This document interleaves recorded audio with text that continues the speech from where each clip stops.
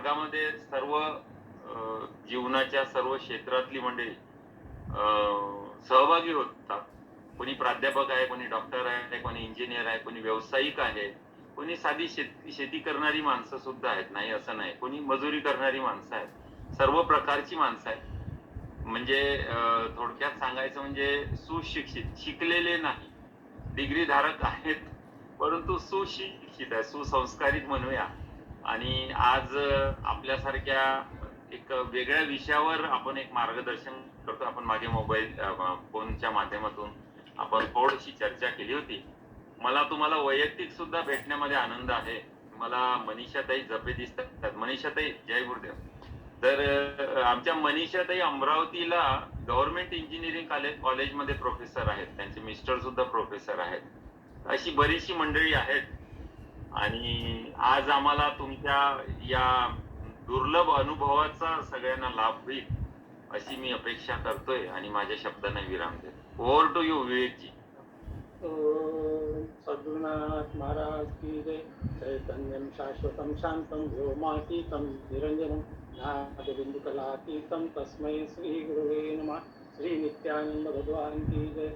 श्री प्रियानंद महाराज की जय. श्री दादा श्री महाराज की जय. आज आपल्या सद्भाग्याने आपल्याला राघवेंद्र पाटील एक नवीन विषयाची ओळख करून देतात आहे. तर मी माझी भगिनी मनीषा फडणवीस तिला पहिले लग्नाच्या वाढदिवसानिमित्त शुभेच्छा देतो आणि आजच्या वक्त्यांची ओळख करून द्यावी म्हणून मी तिला विनंती करतो. मनीषाताई. नमस्कार आणि धन्यवाद मला ही संधी दिल्याबद्दल. रेवतकर सरांचे पण आभार आणि माझे ज्येष्ठ बंधू श्री विवेक फडणवीस यांचे सुद्धा आभार. आणि मला अतिशय आनंद होत आहे सावजी सरांनंतरचा हा दुसरा प्रोग्राम आणि त्याच दिशेने जाणार आहे. कारण आरोग्य हा सगळ्यांचा जिव्हाळ्याचा विषय आहे, जिव्हाळ्याचाही आणि महत्वाचा पण विषय आहे. त्याच अनुषंगाने त्याच मार्गातले श्री राघवेंद्र पाटील. मी जेव्हा त्यांची प्लेलिस्ट बघितली योगाची, माझा त्यांची ओळख अतिशय लहानपणापासून आहे, पण मध्यंतरी संपर्क तुटला होता. परंतु या निमित्ताने परत एकदा संपर्क जुळला आहे आणि मी जेव्हा त्यांची ओळख करून देण्यासाठी त्यांचं चॅनल बघितलं तर मी थक्क झाले. कारण या वयामध्ये इतका उत्साह, इतकी लवचिकता. मी स्वतः योगाचा थोडाफार अभ्यास केलेला आहे, त्यामुळे मला कळू शकतं. त्यांच्या डीपीवर सुद्धा मयुरासनाची पोज आहे जी अतिशय कठीण आहे. मयुरासन ज्याला जमलं त्याला असं म्हणतात की सापाचं विष पचवण्याची शक्ती येते. आणि मयुरासन मी स्वतः शिकलेली आहे, ते अतिशय अवघड आहे. वृश्चिकासन, मयुरासन ही आसनं अतिशय अवघड आणि ते लीलया करतात. त्याच्याबद्दल त्यांचं खरंच खूप अभिनंदन. तर मी थोडक्यात त्यांचा परिचय करून देते. श्री राघवेंद्र पाटील यांनी एमटेक केलेला आहे बायोकेमिकल इंजिनिअरिंग मध्ये. बी फार्म सुद्धा केलेला आहे, सीडॅक केलेला आहे, डीएमपी, नंतर एमडी इन ऑल्टरनेटिव्ह मेडिसिन. म्हणजे या त्यांच्या आजच्या व्याख्यानासाठी जे आवश्यक आहे ते सगळं त्यांच्याकडे आहेच. Yoga teacher and evaluator. Ministry of AYUSH government of India यांनी त्यांना योगा टीचर म्हणून आणि इव्हॅल्युएटर म्हणून सुद्धा सर्टिफाय केलेलं आहे. प्रोफेशनली ते TCS सोबत काम करतात. Practice head of niche work OS application आणि त्यात त्यांचा 24 वर्षाचा अनुभव आहे IT इंडस्ट्री मधला. सहसा IT इंडस्ट्री मधले लोक म्हटलं की आपला एक त्यांच्याकडे बघण्याचा दृष्टिकोन अगदी वेगळा येतो आणि त्याच्या अगदी विरुद्ध रघुदादा आहेत, राघवेंद्र दादा आहेत. तर आणि त्याशिवाय त्यांनी छंद हा जोपासलाय. त्यांचा हा व्यवसाय नाहीये की लोकांना त्यांच्या आयुष्याची दिशा ठरवायला आणि बदलायला मदत करणे योगा आणि डाएटच्या माध्यमातून. त्यांच्या चॅनलचं नाव सुद्धा खूप छान वाटलं मला, डॅटिट्यूड. म्हणजे डाएट, योगा आणि ॲटिट्यूड. कारण या तिन्ही गोष्टी एक चांगलं आयुष्य जगण्याला मला वाटतं खूप आवश्यक असतात. त्यांनी या काळातही त्यांचा 10 वर्षाचा अनुभव आहे.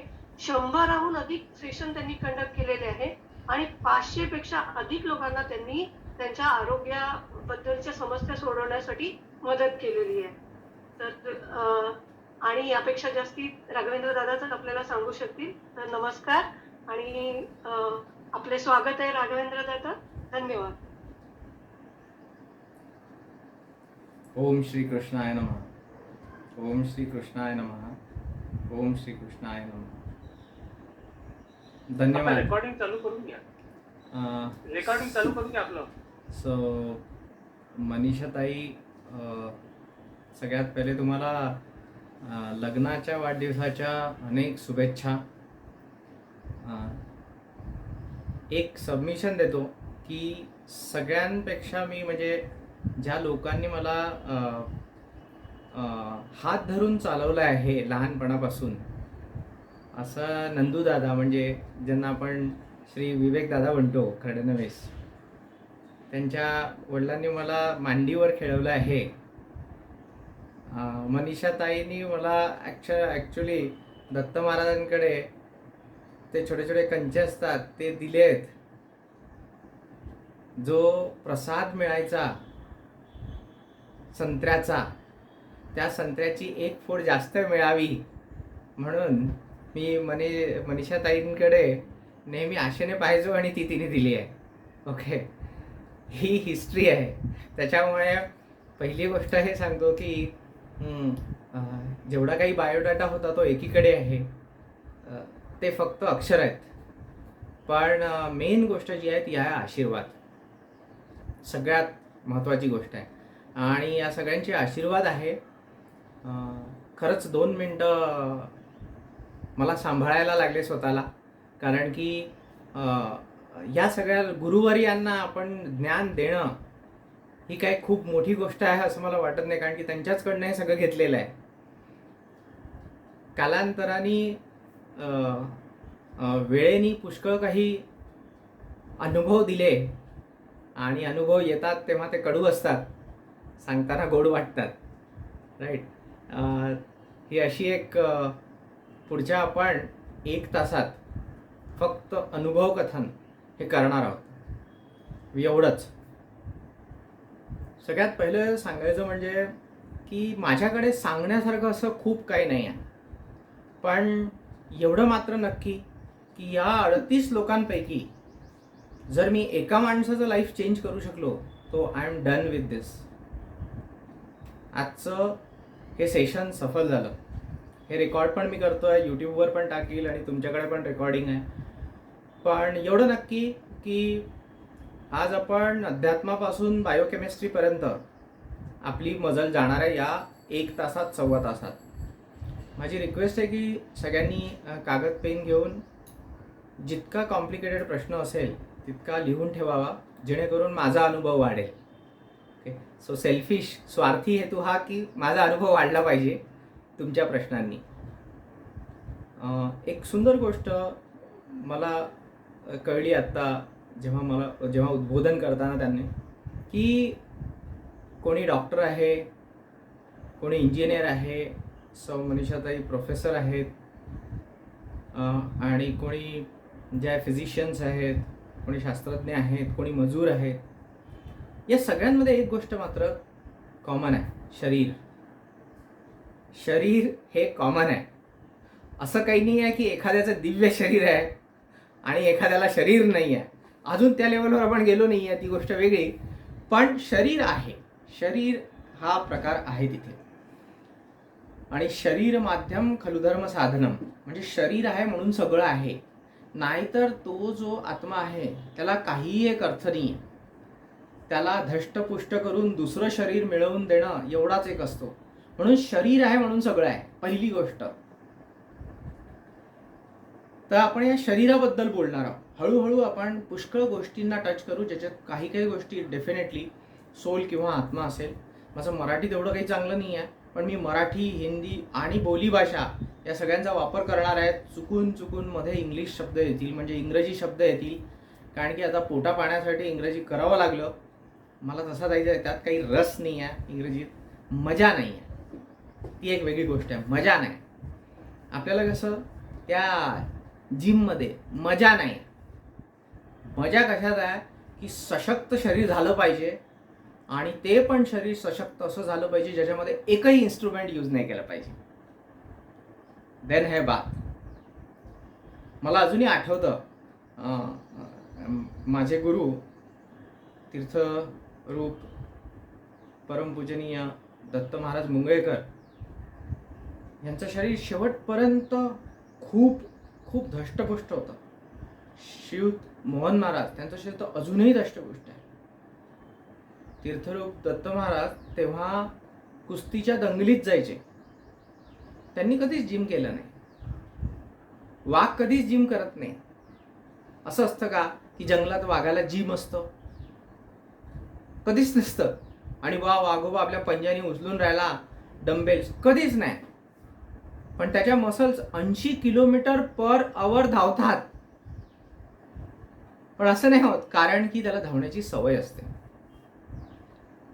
सो जिम, इंग्रजी यांचा थोडासा माझा 36चा आकडा आहे असं म्हटलं तरी चालेल.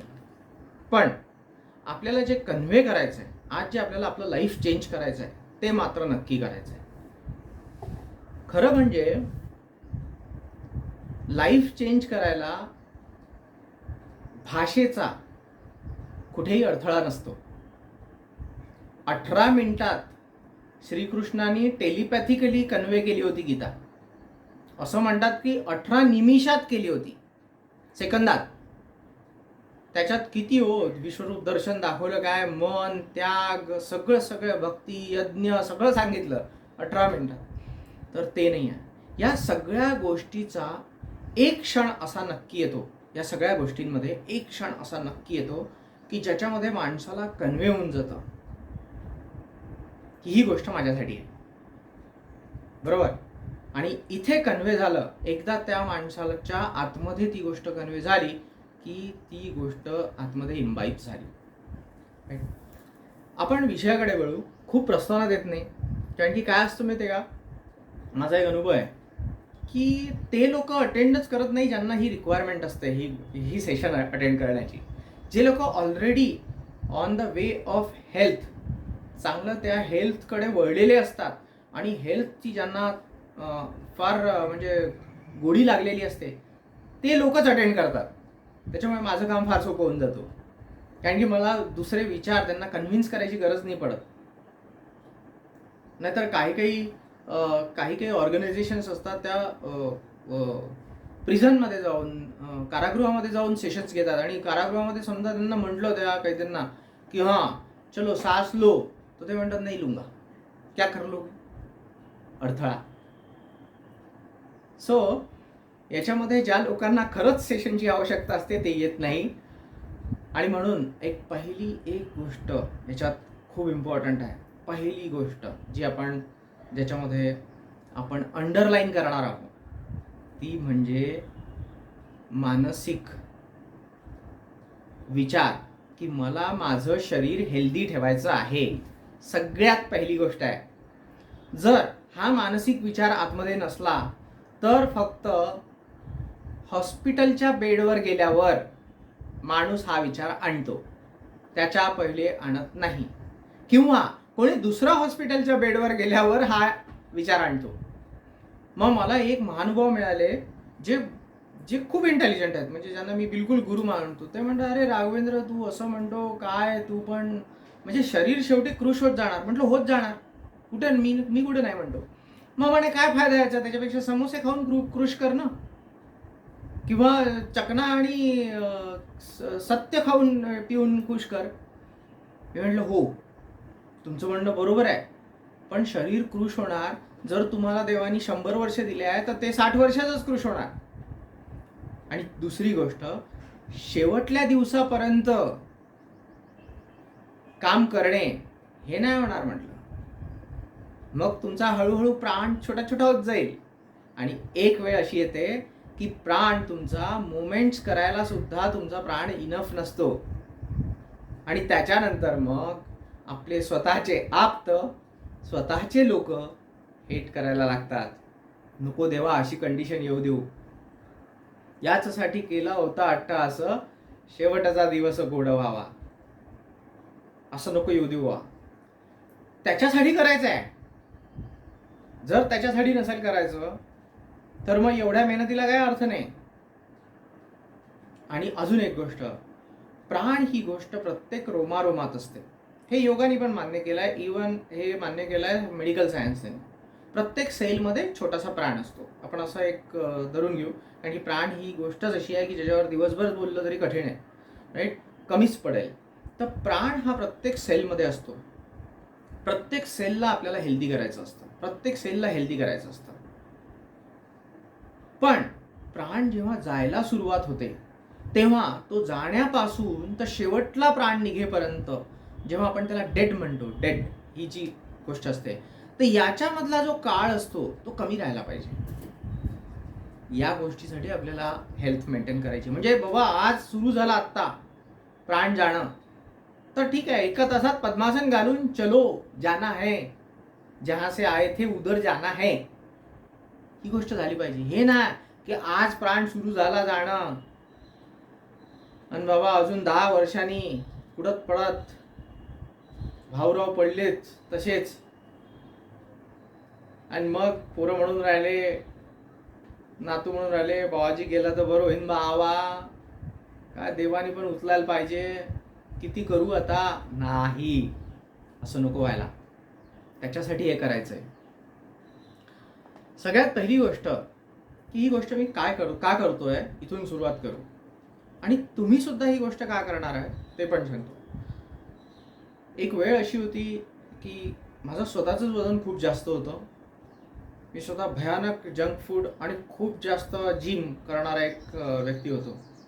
IT मध्ये ही आहे, सद्गुरू कृपेने कधी मद्यप्राशन किंवा नॉनव्हेज ही खाण्याची कधीच वेळ पडली नाही, किंवा म्हणा की IT भाषेमध्ये सांगायचं म्हणजे तेवढे अनफॉर्च्युनेट होतो आम्ही की आम्हाला ती वेळ आली नाही. पण नंतर एक गोष्ट समजली की आपण समजा भरपूर पैसे मिळवले, भरपूर आपण काय म्हणतो त्याला पुस्तकं वाचले, भरपूर बंगले बांधले, पण त्याच्यानंतर एक दिवस जेव्हा जायचं आहे त्यावेळेला देवाने विचारलं, तुला 2 हात दिले होते, एक डोकं दिलं होतं, शरीर दिलं होतं, एक सोल पण टाकला होता, माझ्यातला अंश, बोल भाऊ तू काय केलं. त्यावेळेस आपल्याला प्रश्न विचारता आला पाहिजे, मी ॲटलिस्ट 5,000 लोकांना मदत केली, देवा तू माझ्यासाठी त्याच्यानंतर काय केलं. त्याच्यासाठी हे करायचं आहे, कारण की शेवटी एंड इज सेम. तो एंडपर्यंत आपण कसं जातो ते आपल्याला विचार करायचा आहे, तर त्याच्यासाठी हे करायचं आहे. So my target is 5,000 people. Very simple quantitative target की 5,000 लोक आपल्याला ठीक करायचे आहे, आणि या बेस या कन्सेप्टवर आहे.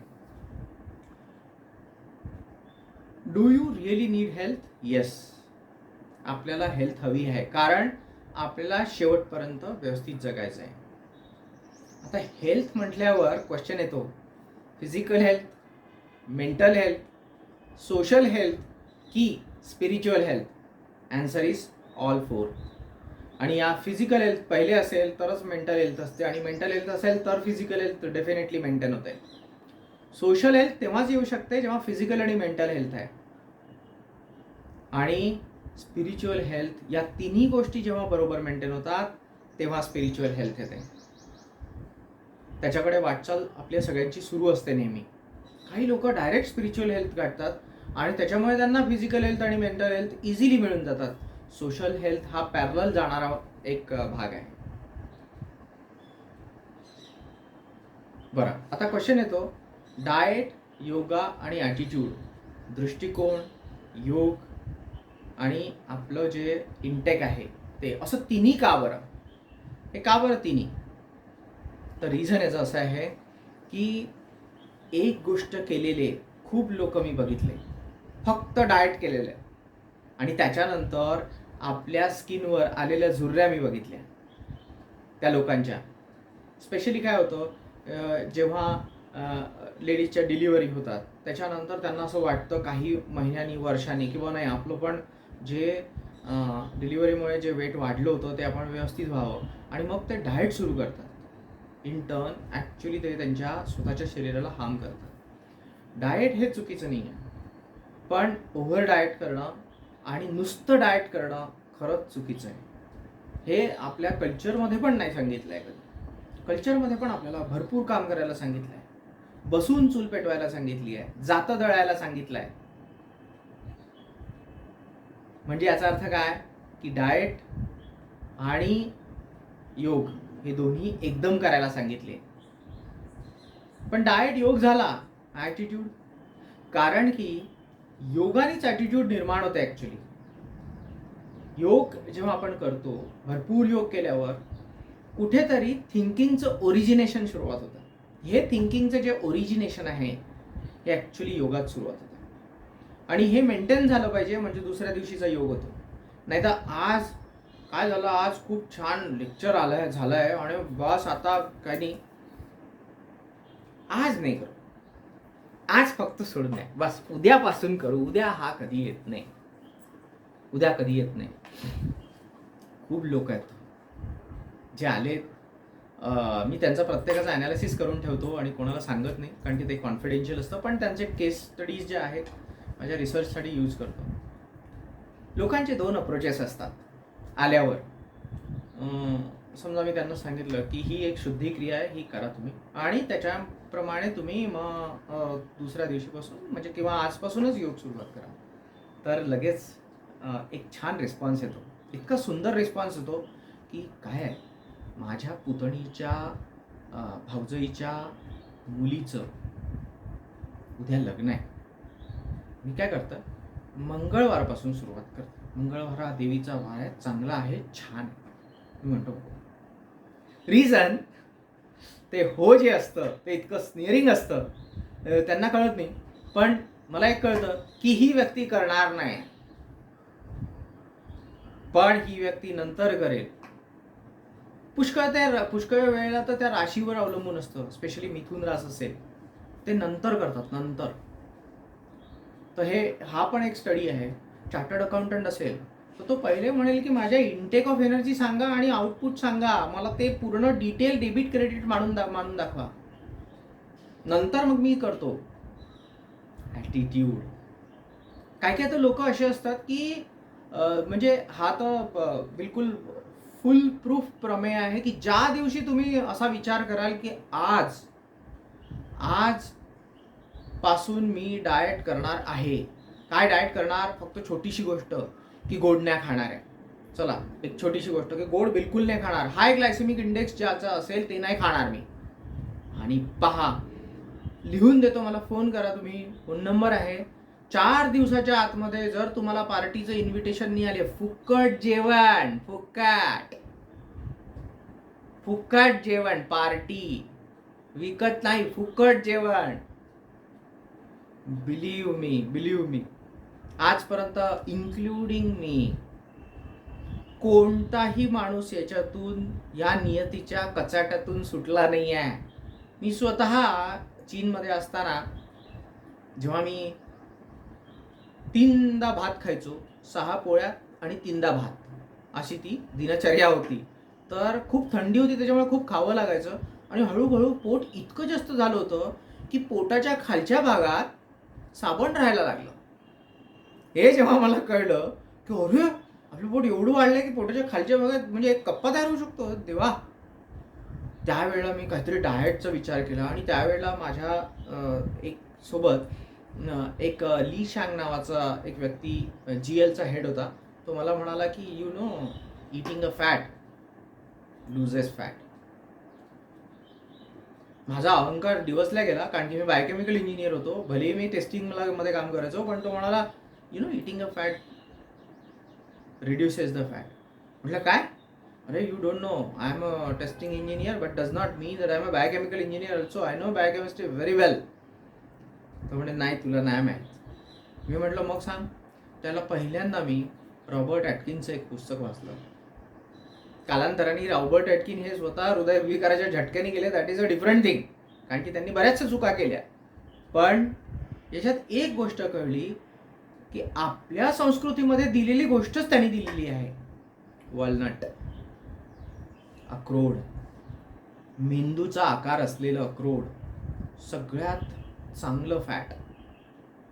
आपल्याला सांगितलं आहे ऋणम कृत्वा घृतम पिबेत. चार्वाकनी तेव्हा लिहून ठेवलं, चाणक्याने रिपीट केलं, पण आपल्याला माहित नाही. फळ. आणि त्यावेळेस मला कळलं की आपल्याजवळ अशा खूप साऱ्या गोष्टी आहे ज्यासाठी आपल्याला कोणत्याही क्रॅश डाएटची जरुरी नाही आहे, कशाचीही गरज नाही आहे. खूप छोट्या छोट्या गोष्टी आहे. आणि नंतर कळलं की योगामध्ये तर हे सगळंच दिलं आहे. तुमची बॉडी अक्षरशः ताकदवर आणि लाईट होऊ शकते. ही गोष्ट योगातनं खूप इझिली साध्य झाली आहे. आणि त्यावेळेस मला आठवलं की जेव्हा दत्त महाराज तीर्थरूप दत्त महाराज जेव्हा प्राणायाम करायचे, याचा अर्थ काय करायचे हे कळायला 40 वर्ष लागले. पण तीर्थरूप बाळा महाराजांच्या कृपेने ही गोष्ट समजली.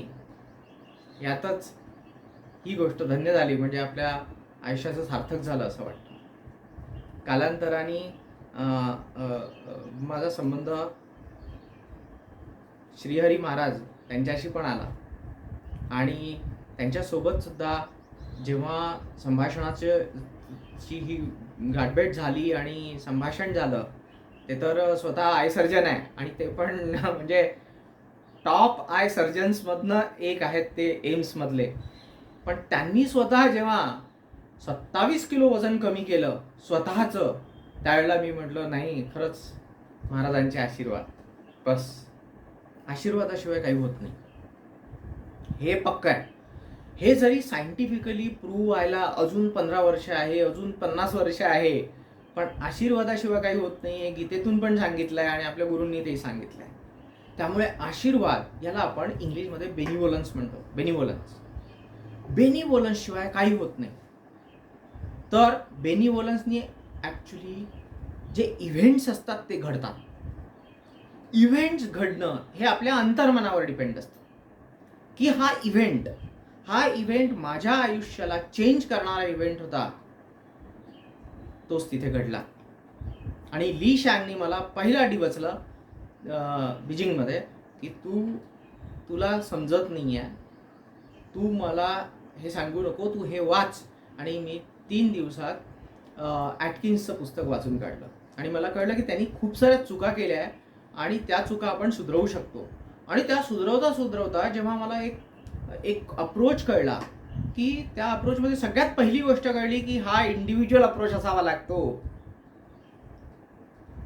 हे काही डायटिशियनचा ठप्पा नसावा लागतो, योगाचा ठप्पा नसावा लागतो. हा इंडिव्हिज्युअल अप्रोच आहे. अरे ज्याचे गुडघे खराब आहे त्या माणसाला तुम्ही जर त्रिकोणासन दिलं तर गडबड नाही का होणार. ज्या माणसाला सर्वायकल स्पॉन्डिलोसिस आहे त्या माणसाला तुम्ही ब्रह्ममुद्रेला समोर झुकायला सांगाल, गडबड नाही का होणार. नाही. सो ह्या सगळ्या गोष्टींचा जेव्हा कटगोळ आला तेव्हा कळलं की एपिक्समध्येच दिलंय सगळं काही.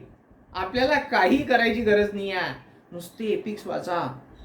195 श्लोकामध्ये सगळा योगाचा कटगोळ देणारा पतंजली ऋषी, एवढा मोठा माणूस, एवढा मोठा व्यक्ती आपल्याकडे होऊन गेला.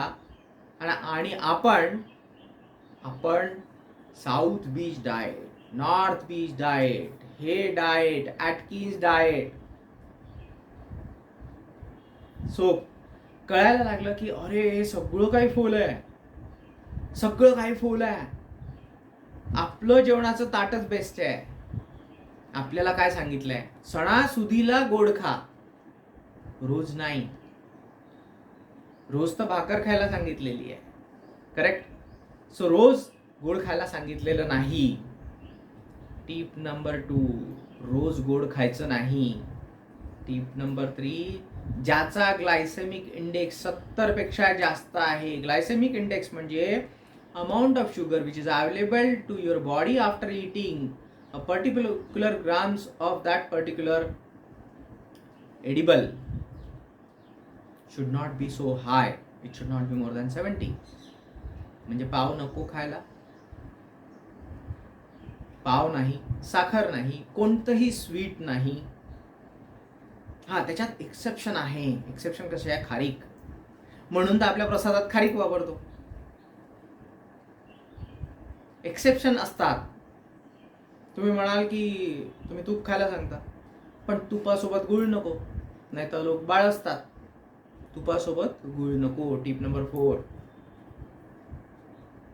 फॅट आणि साखर जर सोबत खाल्ली, फॅट आणि हाय ग्लायसेमिक इंडेक्स कार्ब जर सोबत खाल्लं तर समजायचं की आपण बाळ असतो. एखाद्या माणसाच्या चिन्ह म्हणजे त्याच्या हनुवटीला बफेलो हम किती आहे त्याच्यावरून तुम्ही सांगू शकता की या माणसाने मागे काय खाल्लं आहे.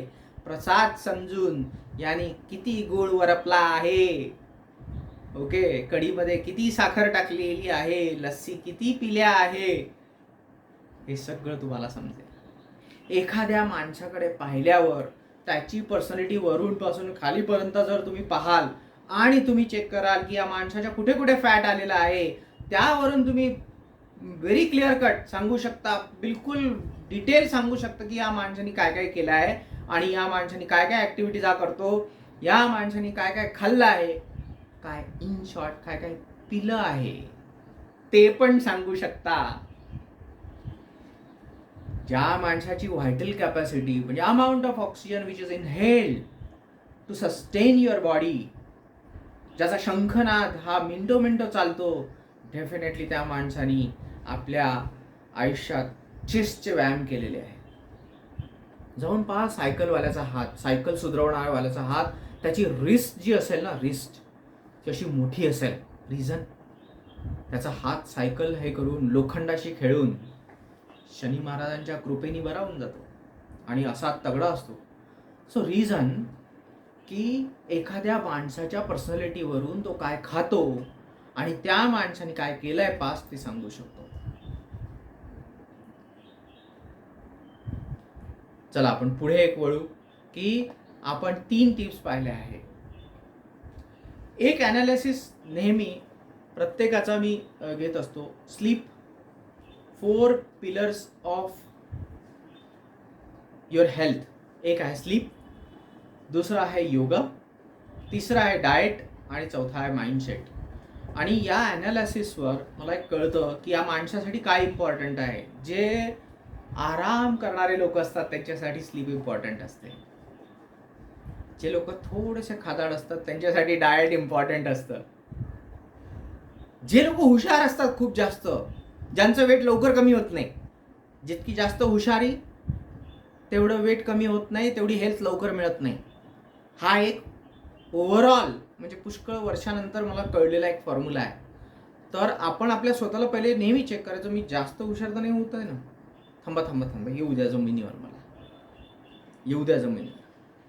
आणि जमिनीवर आपण केव्हा येतो, आज नाही खाऊ हे, आज आज आज मी स्वीट नाही खात, मी उद्या खाईन. जो माणूस हे करू शकतो त्या माणसाने आपली हुशारी यूज केली असं म्हणायला हरकत नाही. याच्यात मॅक्सिमम लोक माइंडसेट हा पहिली गोष्ट देतात. माइंडसेट ही गोष्ट पहिली आणणे इथेच फेल्युअर होतो. पहिली गोष्ट स्लीप आणणे इथेच फेल्युअर होतो. पहिली गोष्ट डाएटवर कॉन्सन्ट्रेट करणे इथेच माणसाचं फेल्युअर आहे. पहिली गोष्ट करायला पाहिजे योगा. योग झाला की तुमचे हार्मोन्स प्रॉपर होतात. योग झाला की तुमचे भूक प्रॉपर होते, तुमची भूक प्रॉपर होते. योग झाला की तुमच्या शरीरातलं रक्तभिसरण प्रॉपर होतं आणि त्याच्यामुळे तुमची स्लीप पण प्रॉपर होते. आणि इथेच आपण चुकतो. लहानपणापासून आपल्याला एक गोष्ट शिकवली आहे की संध्या आणि प्राणायाम हे इम्पॉर्टंट आहे. कारण की प्राणायाम का इम्पॉर्टंट आहे की माणसाच्या शरीराला कुंभक साधून आतमध्ये प्राणवायू दाबून त्याला कुंभकाने आपला प्राण मोठा करता आला पाहिजे रोज, तरच तो प्राण व्यवस्थित राहील, तरच त्याचं एजिंग कमी राहील. पण आपण एक्झॅक्टली उलटं करतो. आपण म्हणतो एखाद दिवशी आपण उपवास करून टाकू ना, पाहू ना, आहे की नाही. मग आपण तो उपवास जो आहे देवाशी जोडतो आणि मग तो कसा तरी करून तो आपण उपवास करतो आणि त्या दिवशी आपण साबुदाणा खिचडी खातो आणि त्याच्यानंतर त्या दिवशी आपण आलू, मिरची, भगर, काही लोक कढी पण खातात. सगळं कार्ब. आलू हे जसं बटाटा भरपूर वेळपर्यंत तो हायड्रोलायसिस होऊन त्या स्टार्चचा हायड्रोलायसिस होता इतकी शुगर देतो तुम्हाला बटाटा. की अल्टिमेटली तो उपवास नाही, उपहास होतो. हा, उपवासाचं महत्व आहे ते आपल्याला केव्हा कळलं? जेव्हा जॅपनीज माणसाला नोबेल प्राइज मिळालं एकादशीवर. इंटरमिडियंट फास्टिंग नावाच्या खूप इंग्लिश गोंडस नावाखाली एकादशीवर त्यांनी जेव्हा नोबेल प्राइज घेतलं, त्यावेळेला आपल्याला शिवरात्री, एकादशी आणि चतुर्थीचं महत्व कळलं. दैव दुर्विलास. एकादशीने काय होतं? एक दिवस तरी आपल्याला स्वतःला गांजावायला पाहिजे. एक दिवस तरी आपल्याला आपली व्हायटल एनर्जी चॅनलाइज केली पाहिजे आपलं शरीर मेंटेन करण्यासाठी. कारण की in very simple biochemistry it's a fat switch.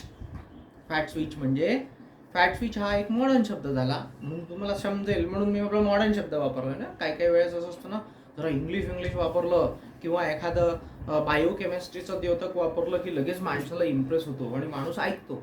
ऐकण्यासाठी आहे. फॅट स्विच म्हणजे काय? जनरली आपली एनर्जी ही ग्लुकोजपासून येत असते. आपण जे खातो, भात खातो, पोळी खातो, भाकरी खातो, याच्यापासून आपली एनर्जी येत असते. आणि ही एनर्जी जेव्हा आपल्या ब्लडची शुगर कमी होते तेव्हा आपण लिव्हरमध्ये असलेल्या ग्लायकोजनमधनं एनर्जी घेतो, मसल्समध्ये असलेल्या ग्लायकोजनमधनं एनर्जी येतो. पण ते सुद्धा 50 मिनिटानंतर कमी होऊन जातं जेव्हा जर तुम्ही विगरस कंटिन्युअस एक्सरसाइज करत राहिल्या. त्याच्यानंतर मात्र एनर्जी ही फॅट आणि प्रोटीनपासून कमी पण फॅटपासून जास्त, असं बॉडीचं एक द्योतक आहे. बॉडीची एक डायरेक्शन आहे की पहिले फॅटमधनं एनर्जी खिचा, शोषून घ्या, त्याला किल करा, फॅटला ब्रेक करा, त्याचं ॲक्च्युली लायपोलायसिस करा, पृथक्करण करा आणि त्याच्यापासून मिळणारे जे कार्बन ॲटम आहे ते पायरुवेटमध्ये कन्व्हर्ट करून त्याची ट्रायकार्बॉक्सिलिक ॲसिड सायकलमध्ये कार्बन डायऑक्साईड आणि वॉटर बनवताना त्याचे 6 किलो कॅलरीज ऑफ एनर्जी घ्या, 36 किलो कॅलरी ऑफ एनर्जी घ्या. आणि ही सायट्रिक ॲसिड सायकल रनिंगनी जी रन होते प्रत्येक सेलच्या मायटोकॉन्ड्रियामध्ये, तिथून एनर्जी घ्या. पण ही करताना फॅट स्विच म्हणजे ग्लुकोज किंवा कार्बोहायड्रेट पासून एनर्जी घ्यायच्या ऐवजी आपण फॅट पासून एनर्जी खिचायची. हे स्विच जे आहे, हे स्विच तेव्हाच होतं जेव्हा माणसाचं मेटाबॉलिझम वाढलं असतं. जर माणसाचं मेटाबॉलिझम वाढलं नसेल तर हे स्विच होत नाही. या स्विचच्या ऐवजी आपली बॉडी ॲसिडिटी करते आणि डोकं दुखवते. म्हणून काही माणसांचं भूक लागली असताना डोकं दुखतं. का दुखतं? कारण की त्याचं फॅट स्विच होऊ शकत नाही. मग शेवटी कसं तरी करून बॉडी फॅट स्विच काही वेळानंतर करते, पण तोपर्यंत डोकं दुखवून टाकते, तोपर्यंत कार्बन डायऑक्साईडचं प्रमाण वाढून जातं. त्याच्यामुळे माणसाचं तनतन करून डोकं दुखतं. मग आपण कॉम्बीफ्लाम घेतो, मग ते डोकं बसतं. डोकं बसत नाही, आपली जी पेन लेवल असते ती पेन लेवल एलिव्हेट करतो कॉम्बीफ्लाम. त्यामुळे डोकं तर दुखतच राहतं. न्यूरॉन्स जेवढे मरायचे तेवढे मरतातच. फॅट स्विच झाल्यावर फॅटपासून एनर्जी मिळते आणि जेव्हा फॅटपासून एनर्जी मिळते तेव्हा आपल्या युरिनला युरियाचा वास येतो, कारण की फॅट स्विच होतं. त्या माणसाचं किंवा छोट्या मुलांचं फॅट स्विच, जो माणूस भरपूर रोज मेटाबॉलिझम करत असेल, जो माणूस भरपूर प्रमाणात योगा करत असेल, आसनं करत असेल, प्राणायाम करत असेल आणि ज्याची बॉडी ही स्लिम आहे आणि मेटाबॉलिझम हाय आहे, त्या माणसाचं फॅट स्विच इमिजिएट होतं. तुम्हाला पहा, काही असे लोक असतात आपल्या ह्याच्यात, असतात असे बरेचसे असतात की जे लोक कधी थांबताना दिसणार नाही आणि किती खाल्लं ना त्यांच्या शरीराला लागत नाही. आणि आपल्या इथे काय असं म्हणतात, ह्याच्या शरीराला काहीच लागत नाही हो. त्या लोकांचे नाव कधी केशवराव असतात, कधी काय असतात, म्हणजे एक मी आहे दत्तू नाईक असतात, काही पण असो, पण त्या लोकांच्या शरीराला काहीच लागत नाही. रिझन याचं एक असतं, कारण की त्यांचं फॅट स्विच इतक्या फास्ट होत असतं की त्यांच्या शरीराला लागतच नाही. रिझन लागत नाही असं नाही, त्या फॅट स्विचमध्ये जे काही ते खातात ते कार्बोहायड्रेट लगेच कन्झ्युम होतं आणि फॅटवर लगेच जाते बॉडी आणि फॅट खिचते. त्यामुळे त्यांच्या शरीराला लागत नाही असं आपल्याला वाटतं. पण तसं नाही आहे, त्यांचं फॅट स्विच फास्ट होतं. तर आपलंही फॅट स्विच फास्ट झालं पाहिजे. एकदा फॅट स्विच झालं की पहा काही काही लोक म्हणतात आता माझी एकदा भूक गेली ना मला भूक लागत नाही. भूक लागत नाही, त्याचा फॅट स्विच झालाय, त्याचं फॅट कन्झम्पशन झालाय. सो आपल्याला की पॉइंट काय याच्यातून घ्यायचा आहे की योगाला पहिला प्रिफरन्स द्यायचा, डाएटला नाही, उपवासाला नाही, योगाला पहिला प्रिफरन्स द्यायचा. राईट. आता आपल्याला सगळ्यात पहिले एक 3-4 आपण ठोकताळ मान हे केलं पाहिजे. आपली जी तब्येत खराब होते म्हणजे शरीराबद्दल जी ठोकताळ मान आहे त्याच्यामध्ये 4-5 गोष्टी आपल्याला लक्षात ठेवलं पाहिजे. ही जी तब्येत खराब होते त्याच्यात 60 to 70% लोक, जे लोक पित्तप्रधान असतात त्यांचं मी बघितलंय. पित्तप्रधान लोकांचं सगळ्यात जास्त शरीर जे खराब होतं ते कॉन्स्टिपेशन आणि ऍसिडिटीमुळे होतं. अशा लोकांना धौती करायला पाहिजे. धौती बसती तथा नेती नवलिकम त्राटकम तथा कपालवातिश्च येतानी षटकर्मानी समाचरेत. 6 षटकर्म दिलेले आहेत. ओके, षटकर्म दिलेले आहेत. बसती किती लोक करतात? नाही करत. पण संध्याकाळी गॅसेस होतात, बसती नाही करणार. सुंदर त्यांनी हे केलं आहे की आपला पूर्ण कोठा साफ व्हावा म्हणून बसती सांगितली आहे, धौती सांगितली आहे सकाळी उठून, पण नाही करत आपण. धौती केल्यावर तुमच्या चेहऱ्यावर असं लस्टर येईल की तुम्हाला कळेल की ऍसिडिटी नाही आहे. सकाळी उठल्यावर तोंडाचा वास सुद्धा येत नाही. वाघ सुद्धा स्वतः गवत खाऊन धौती करतो. वाघ सुद्धा करतो. धौती आणि उलटी याच्यामध्ये फरक आहे. उलटीमध्ये तुम्ही पाणी पित नाही, धौतीमध्ये पाणी पिता. सो पहिला आहे ऍसिडिटी पित्तप्रधान लोकांना. दुसरा एक फॅक्टर आहे की आपण हसत नाही, आपण कोठे देखील हसत नाही. एरंडेल पिल्यासारखा चेहरा करून आपण दिवसभर आपल्या मुलांना, आपल्या कलिग्सला तत्वज्ञान सांगत असतो.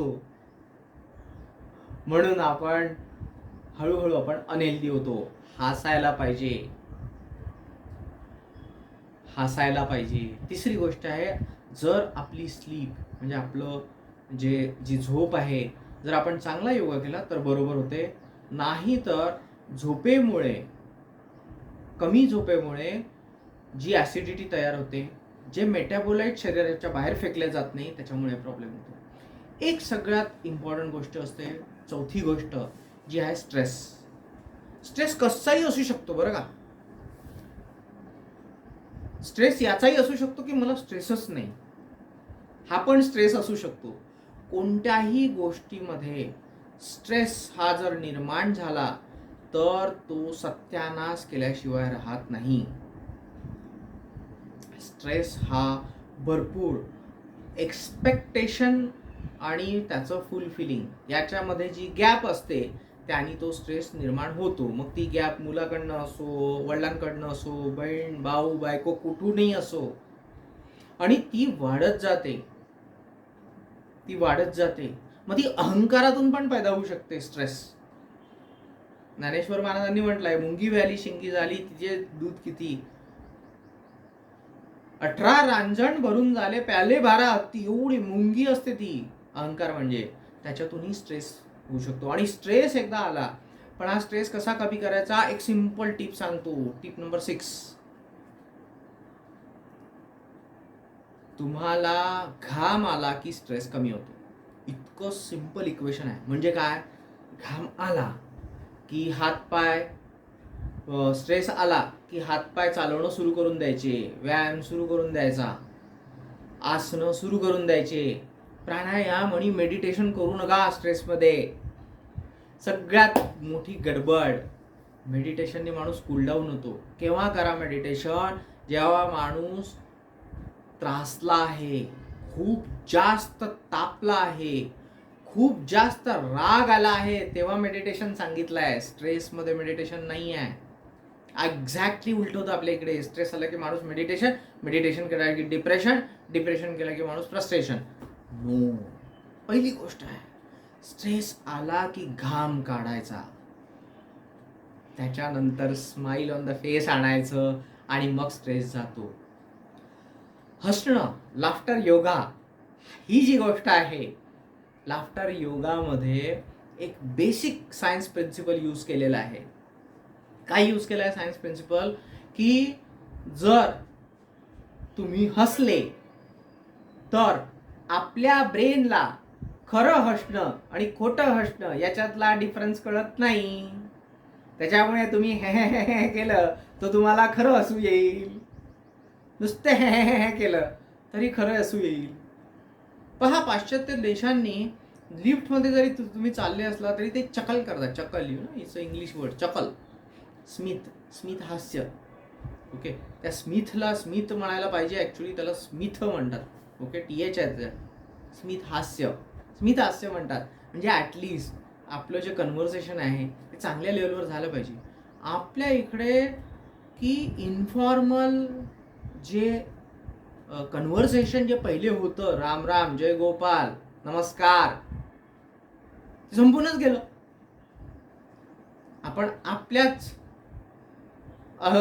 छोट्याशा अहंकारात राहायला लागलो आणि त्याच्यामुळे हास्य पण गेलं आणि अल्टिमेटली आपण एरंडेल तेल पिल्यासारखा चेहरा करून, फार ज्ञानी असल्यासारखा चेहरा करून आपण वापरायला लागलो. आपल्या हेल्थवर परिणाम झाला. लहान मुलाला हा इगो नसतो. लहान मुलाला ना डिग्रीचा इगो, ओके, ना त्याला नोकरीचा इगो, ना शरीराचा इगो, म्हणून त्याचं शरीर चांगलं राहतं.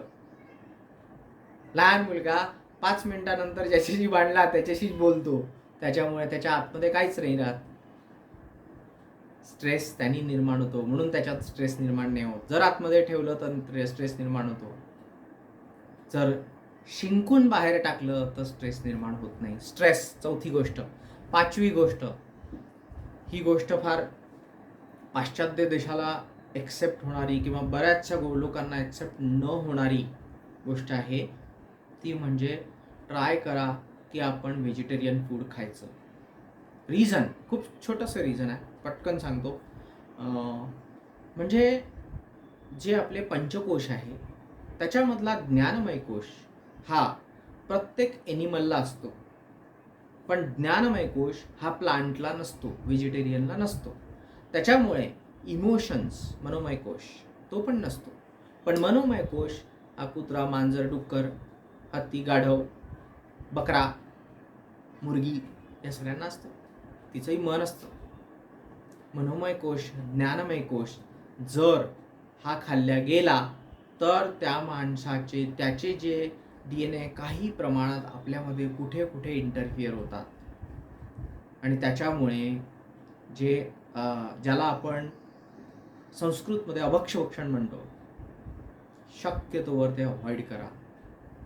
त्याचे इफेक्ट अजूनपर्यंत आलेले नाही आहे, कारण की आपलं सायन्स तेवढ्या याच्यावर प्रूव्ह करू शकत नाही. खाल्लेल्या गोष्टीचा DNAवर परिणाम होणं अजून याला मिनिमम 100 ते 150 वर्ष आहे तेवढी गोष्ट काढायला. कारण की तो DNA ॲब्सॉर्ब होईल, तो पृथक्करण होईल, त्याचे नायट्रोजन बेसेस तयार होतील, ते बायफर्केट होतील, मग ते डिपॉझिट होतील, मग त्याच्यापासून जो सिक्वेन्स बनेल, मग तो रिसेसिव्ह आहे, डॉमिनंट आहे, मग तो कोणता रिसेसिव्ह आहे, तो कोणत्या ऑर्गनमध्ये रिसेसिव्ह असेल, डॉमिनंट असेल तर कोणत्या ऑर्गनमध्ये डॉमिनंट होईल. एक्झाम्पल, एखादा जीन गेला, तो जीन, आपले सगळे जीन्स सेम असतात. इंटरफिअरन्स जेव्हा होतो तेव्हा माणसाला कॅन्सर होतो. इंटरकॅलेशन ऑफ DNA. कॅन्सर म्हणजे काय? इंटरकॅलेशन ऑफ DNA. आणि that abnormal DNA grows faster because body consider it as a newborn. Grow it. Need growth. Pick up the sugar. 40% कॅन्सरचे sale जास्त पिकअप करतात शुगर. तुम्ही पाहिलं असेल, जो माणूस गोड खातो किंवा जो माणूस नॉनव्हेज खातो, एक मी याच्यावर खूप डिस्क्लेमर ठेवतो, पण या लोकांना जनरली कॅन्सर होतो. किंवा तंबाखू खातो, 116 रिझन्स आहेत त्याचे. प्लास्टिक आहे, निकोटीन आहे, खूप जास्त गोड खाणे हा पण आहे. पण आपण हे जे प्रचलित नसलेले किंवा सायन्सनी एक्सेप्ट न केलेले जेव्हा आपण पाहतो, जर तुम्ही खरंच पेपर्स पाहिले, रिसर्च पेपर म्हणतोय, तर तुम्हाला कळेल. दैव दुर्विलास काय आहे माहिती आहे का, आपलं ब्रेनचं नॉलेज हे गुगल मॅनेज करतं, गुगल स्कॉलर मॅनेज करत नाही.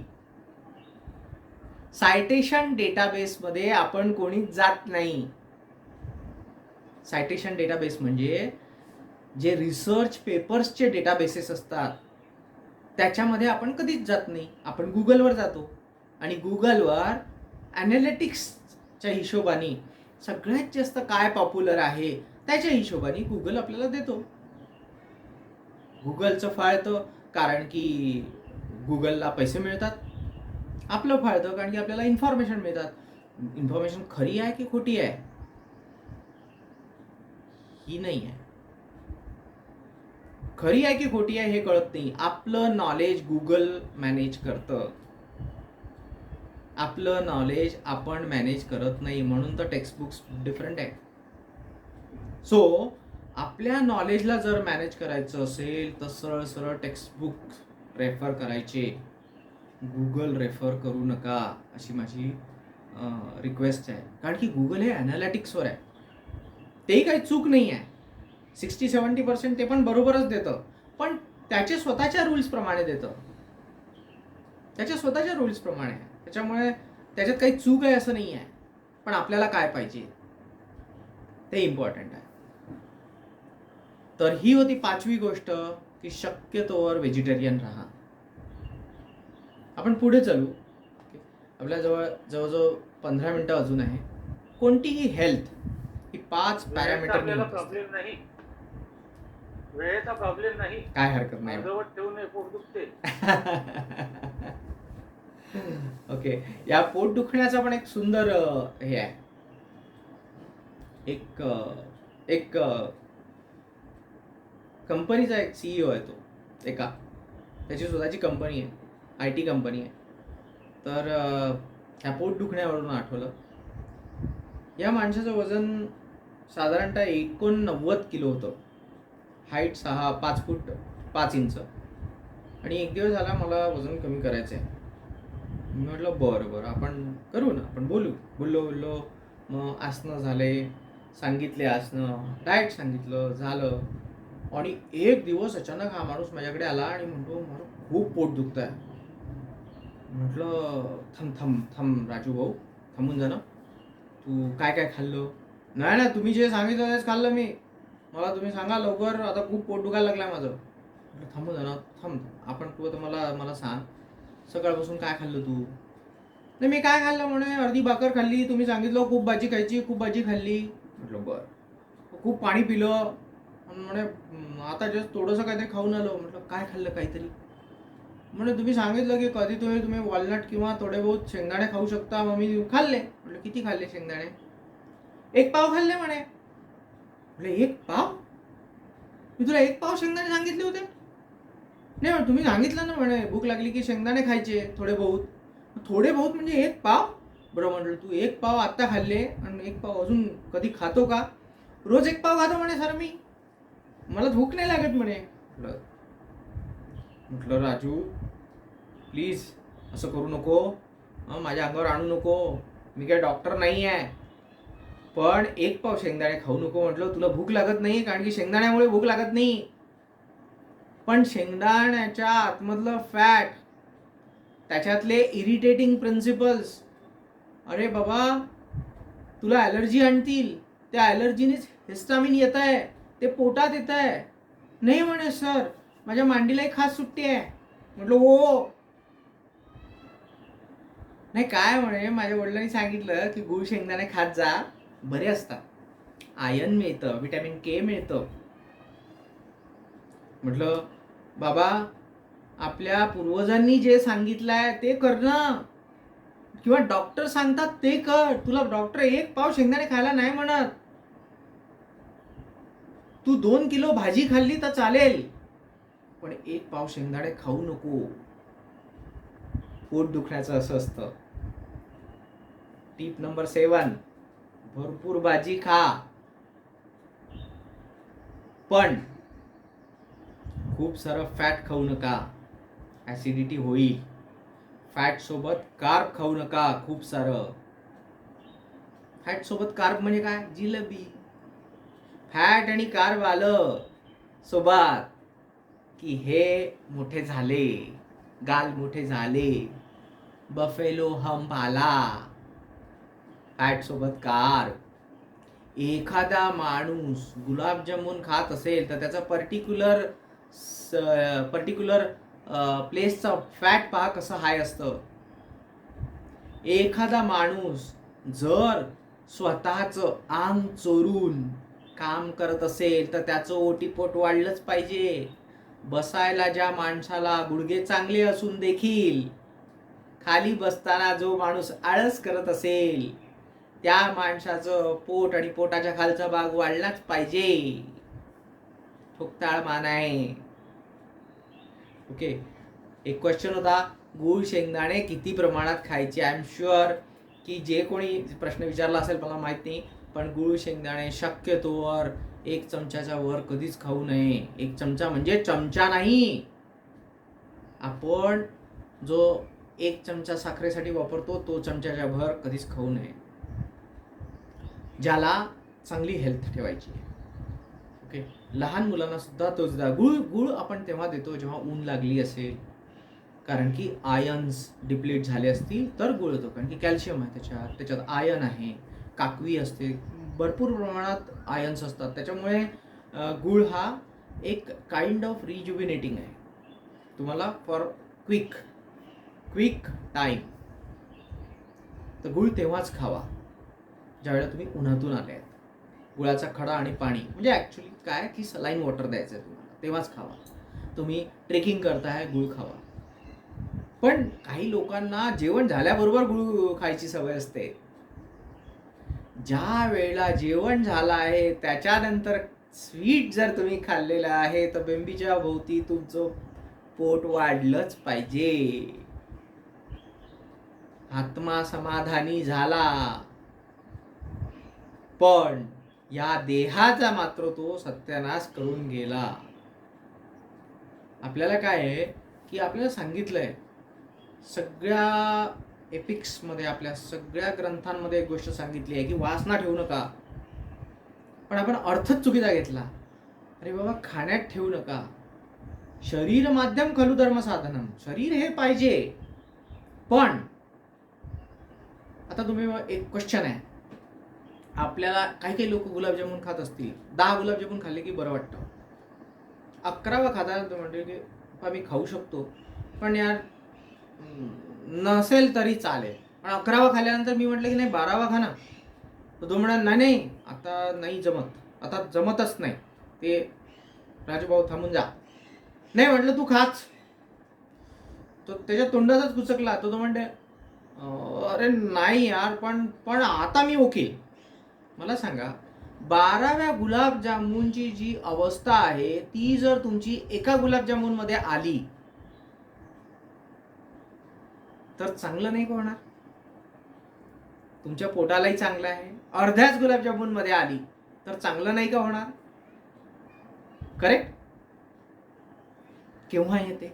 Very simple. Tip number 8. जेव्हा माणसाच्या जिभेचे जे सेन्सर्स असतात, चवीचे सेन्सर्स, ओके, ते सेन्सर्स त्याच्यावर गुलाबजामुन ठेवून चावून 40 वेळा, 32 दात आहे 32 वेळा चावून आपण त्यांना बोथट करून टाकलं.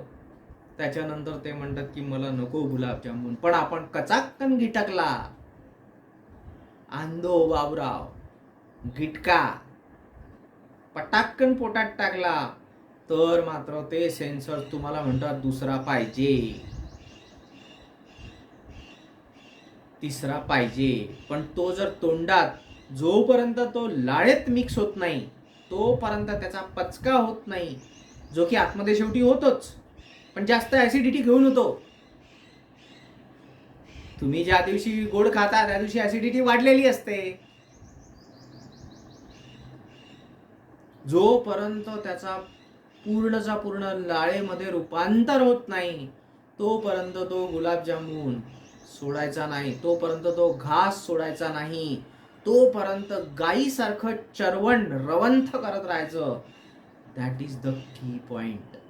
माणसाची हेल्थ चांगली ठेवायची असेल, ॲसिडिटी कंट्रोलमध्ये ठेवायची असेल, तर की पॉइंट इज माणसाने चावून जेवलं पाहिजे, कुठे पण असो. म्हणूनच फार कमी वेळा गाईचं पोट खराब होतं. एवढे 6 पोटं असतात तर आणून आपली रवंथ करत बसते. देवानी आपल्याला का नाही दिलं देव जाणे. नाही तर आपलं सुपारी चावडीवर बसून सुपारी कातरून खाण्यापेक्षा आपण रवंथच करत बसलो असतो. मज्जाच मज्जा. देवानी काय काही गोष्टी आपल्यासोबत अशा केल्या आहे की बा बुद्धी देऊन टाकली आणि आयुध देऊन टाकले, पण बॉस कंट्रोल तू कर, हो गया मेरा काम. इथेच प्रॉब्लेम आहे. जिथे आपल्या हातात गोष्टी येतात तिथे सत्यानाश.com होतो. जिथे गोष्टी नेचरच्या हातात राहतात तिथे होत नाही. नेचरनी तुम्हाला कोणतंही स्वीट दिलेलं नाही, ऊस दिलेला आहे. पण ऊस देताना त्याच्यावर असं कोटिंग चढवलंय की जो दात पक्के असतील तर ऊस खा. सो नेचर हे आपल्याला सांगत असतं की काय करायचं आहे.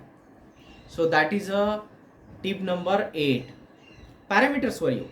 कोणतीही हेल्थ जर आपल्याला असं विचार करायचा असेल की हेल्थ काय आहे, तर नंबर 1 माणसाची स्ट्रेंथ, म्हणजे त्याच्यात मस्क्युलर पॉवर किती आहे. नंबर 2 लंग्स कॅपॅसिटी किती आहे, प्राणायाम करतो की नाही. सगळ्यात छान आपल्याकडे एक पद्धत होती शंख वाजवायचा आणि रोज वाजवायचा. साऊथ इंडियामध्ये ही पद्धत थोडीशी वेगळ्याने समजली जाते की शंख तेव्हाच वाजवतात जेव्हा युद्ध होतं. पण तसं नाही, हेल्थसाठी आपलं करायचं. शंख वाजवताना जेव्हा आपण तो शंख वाजवतो त्यावेळेला मला अजूनही आठवतं त्या दत्ताच्या पारायणात जेव्हा ओंकार सुरू व्हायचा तर ओ जेवढे लोक म्हणायचे त्याच्यासोबत शंख पण वाजवायचे आणि तो शंख तोपर्यंत चालायचा, मिनिट चालायचा जोपर्यंत तो ओंकार संपत नाही. कधी कधी शंख समजून जायचा पण ओंकार तसाच चालू राहायचा. रिझन काय होतं की तुमचं पूर्ण लंग्स तुम्हाला एम्प्टी करायचं आहे. पूर्ण लंग एम्प्टी करायचा आहे आणि त्याच्यात काही नाही शिल्लक राहिलं पाहिजे. हाच ओंकाराचा एक ध्यास होता. म्हणजे ऍक्च्युली पूजा ही हेल्थसाठी होती. आरती ही हेल्थसाठी असते. आरती केल्याने काय आजूबाजूचे सगळेचे सगळे मायक्रो ऑर्गॅनिझम त्या हवा त्याच्यातून जाऊन मायक्रोब्स त्याच्यातून जाऊन मरून जातात. त्यासाठी आरती असते, त्यासाठी दिवा असतो, त्यावेळी उदबत्ती असते. ओमकार हा पण त्याच्यासाठी असतो. ओम यज्ञेन यज्ञमय जंत. तो ओम जो आहे यज्ञेन यज्ञमय जंत मधला तो इतका मोठा पाहिजे आणि त्याच्यासाठीच ऍक्च्युली एवढी मोठी मंत्र पुष्पांजली म्हटली जाते. बेसिकली उपनिषदांमध्ये खूप क्लिअर कट सांगितलं आहे. खरं म्हणजे पूर्ण वेदांतामध्ये जर तुम्ही व्यवस्थित वाचाल वेदांतामध्ये तर तुम्हाला कुठेही देव हा शब्द आपण ज्या ह्यानी देव म्हणतो तो केलेला नाही आहे. देव हा शब्द त्यांनी एक एनर्जी म्हणूनच घेतलेला आहे प्रत्येक ठिकाणी आणि ती एनर्जी आपल्यातच असते हे पण त्यांनी सांगितलं आहे. आत्मा आणि परमात्मा. ओके. योगामध्ये त्याला पुरुष आणि प्रकृती म्हटलेलं आहे. प्रकृती म्हणजे आपलं पंचमहाभूत शरीर आणि पुरुष म्हणजे त्यांनी म्हटलेलं आहे पुरुष म्हणजे मेल नाही, पुरुष म्हणजे तो जो आत्मा आहे त्याला म्हटलेला आहे. तर आपले जे पूर्ण वेद आहे ते सुद्धा आपल्या शरीरासाठी, आपल्या ज्या सगळ्या प्रोसेसेस आहे त्या पण आपल्या शरीरासाठी आहे खरं म्हणजे, आणि आत्म्यासाठी आहे आणि सोलसाठी आहे. पण आपल्याला त्याचा ऍक्च्युली विसर पडलेला आहे. तर स्ट्रेंथ, लंग्स कॅपॅसिटी, वेट हा एक गोष्ट आहे की खूप कमी नको, खूप जास्त नको. BMI साधारणतः 18 ते 24 असला पाहिजे. ही एक खूप इम्पॉर्टंट गोष्ट आहे. आणि ब्रेन कॅपॅसिटी म्हणजे विविध थॉट्स करण्याची कॅपॅसिटी आपल्यामध्ये असली पाहिजे. Brain capacity. त्याच्यानंतर असलं पाहिजे इम्युनिटी, फ्लेक्झिबिलिटी आणि इम्युनिटी. फ्लेक्झिबिलिटी आणि इम्युनिटी ही कनेक्टेड गोष्ट आहे आणि तिथेच येतात. जेव्हा आपण बॅलन्सिंग असणं करतो तेव्हा आपण फ्लेक्झिबल असणं पण करतो. जेव्हा आपण आपले फ्लेक्झिबल असणं करतो तेव्हा तुम्हाला इम्युनिटी पटकन येते. कारण की तेव्हाच जे आपल्या याच्यातले हार्मोन्स आहेत ते स्टेबिलाइज होतात. हार्मोन्स कसे सुरू होतात? Very simple. इम्युनिटीचा एक छोटासा फॉर्म्युला सांगतो मी तुम्हाला की ज्या माणसाला आपल्या शरीरातल्या ट्रंक म्हणजे मधला भाग जो आहे आपला बेंबी, त्याच्या खालचा पोर्शन याला त्रास देण्याची ताकद असते, फ्लेक्झिबिलिटी असते मूव्ह करण्याची, त्याची इम्युनिटी हाय असते. रिझन खूप क्लिअर आहे. एरिथ्रोपोएटिन हे किडनीमधनं सिक्रेट होतं, ते जातं बोन मॅरोमध्ये, म्हणजे बोनच्या आतमधला जो भाग असतो, जो असा नरम भाग असतो त्याच्यामध्ये जातं. ते तिथून WBC म्हणजे व्हाईट ब्लड कॉर्पसल्स सिक्रेट करतं आणि त्याच्यापासून इम्युनिटी तयार होते. इतकं सिम्पल इक्वेशन आहे. म्हणून रामदेव बाबा म्हणतात की कपालभाती केल्याने इम्युनिटी तयार होते. बरोबर आहे, कारण की जोपर्यंत आपण स्वतःला झटके देऊ इम्युनिटी वाढेल. कशाला? तुम्ही स्वतःला पोटावर मारून सुद्धा झटके देऊ शकता, प्रोव्हायडेड तुम्हाला हर्निया नाही आहे किंवा अजून काही गडबड नाही आहे. तुम्ही कोणत्याही प्रकारे झाडावर चढले तरी इम्युनिटी वाढते, अजून इम्युनिटी एकत्रेने वाढते. जेव्हा तुम्ही स्वतःला एक्सपोज करता वेगवेगळ्या ऑर्गॅनिझमशी, पण एक्सपोजर तेवढं नको की त्याचा इन्फेक्टिव्ह डोस पेक्षा जास्त होऊन गेला आणि तो डिसीजच होऊन गेला. एवढं एक्सपोजर तेवढं पाहिजे जेवढ्याने तुमची इम्युनिटी चॅलेंज झाली आणि तुमच्यामध्ये आली, तेवढं एक्सपोजर पाहिजे. So immunity. सो आपण काय फॅक्टर पाहिले? 6 फॅक्टर पाहिले. Strength, lungs capacity, weight, flexibility, brain capacity आणि इम्युनिटी. आणि या सगळ्यांवरून एकच गोष्ट निर्माण होते, ते म्हणजे सॅटिस्फॅक्शन, समाधान, कंटेंटेड. तरच तो पर्सन शांत राहू शकतो, तरच तो पर्सन हेल्दी, आनंदी राहू शकतो. राईट? सो हे झाले factor. Let's come to something की ज्याला आपण म्हणतो की डाएट. आपण खूप खोलमध्ये जाणार नाही, कारण की पूर्ण दिवस जरी गेला तरी आपण त्याच्यावर डिस्कसच करत राहू आणि ॲक्शन नाही करू. आपल्याला ॲक्शन पण केली पाहिजे. डाएटमध्ये सगळ्यात इम्पॉर्टंट गोष्ट जी आपल्याला ठेवायची आहे ती एक गोष्ट ठेवायची आहे, क्वांटिटी. क्वांटिटी ही तेवढी असावी. केवढी असावी क्वांटिटी? की आत्ता जेवण केलं आणि आत्ता जेवण करून उठलं आणि कोणी म्हटलं बंडू बस परत जेवायला, आणि जेवढं जेवला तेवढं जेवला पाहिजे परत, तर आपलं उत्तर पाहिजे येस. न गॅसेस होता मी तेवढंच जेवील. That is the formula. एकदम क्लिअर फॉर्म्युला आहे हा. फॉर्म्युला आयुर्वेदामध्ये दिलेला आहे. हे काय मी माझ्या हातचं काहीच लावत नाही. याच्यात जे काही वाचलेलं आहे ग्रंथांमधनं तेच सांगतो आहे, तेच रिपीट करतो आहे. बरेचसे लोक जर ऐकत असतील तर त्यांना रिपिटेशन सुद्धा होत असेल, चांगलं आहे ते. Formula number 1, tip number 8, quantity नेहमी तेवढी पाहिजे जेवढी परत खाऊ शकलो पाहिजे. सेकंड गोष्ट, एनर्जी. एनर्जीचा कन्सेप्ट थोडा वेगळा आहे. तुम्ही 1 चमचा तूप पिलं तर त्याच्यात खूप एनर्जी असते, पण तुम्ही 4 चमचे तूप नाही पिऊ शकत. एनर्जी खूप नाही, लगेच तुम्हाला ॲसिडिटी होईल, वॉमिटिंग होईल. त्यामुळे एनर्जी तेवढीच घ्यावी जेवढी आपण एक्सपेंडिचर करू शकतो. 1200 kilo calories to 1800 kilo calories generally माणूस एनर्जी हे करतो, एनर्जी एक्सपेंडिचर करतो. तर त्याचं करस्पॉन्डिंग जे आउटपुट आहे तुमचं ते नेहमी जास्त असलं पाहिजे, तरच तुमची हेल्थ चांगली असते. जर त्याचं करस्पॉन्डिंग आउटपुट जे आहे म्हणजे ॲक्टिव्हिटीज आहे त्या त्याच्यापेक्षा कमी असल्या, म्हणजे साधारणतः तुमचं जर तुम्ही साधारणतः 1 पोळी, थोडासा भात, कढी, वरण, ताक समजा हे खाल्लं आणि भाजी, आणि जर तुम्ही त्यात 5000 स्टेप्सच्या पेक्षा कमी जर केलं त्या दिवशी, तर समजायचं की आपलं वजन 50 ग्रॅम ते 200 ग्रॅमनी वाढलं. इतकं सिंपल इक्वेशन आहे. एनर्जीमध्ये आपण बॅलन्स डाएट घेणं खूप जरुरी असते. त्याच्यानंतर असतो वेळ, जेवणाची वेळ. एक फॉर्म्युला असा आहे हेल्थचा वेळेचा, टिप नंबर 10, की जेवावं तेव्हा जेव्हा भरपूर भूक लागेल, पण भरपूर नाही जेवावं. भूक लागली जेवावं, पण भरपूर नाही जेवावं. That is the key factor. Quantity should be minimum. Okay. आता काही महानुभाव आहे ते म्हणतात की 2-2 तासांनी खा, काही फार पूज्य लोक आहेत जे म्हणतात की नाही 55 मिनिटं दे रपा रप सुद्धा.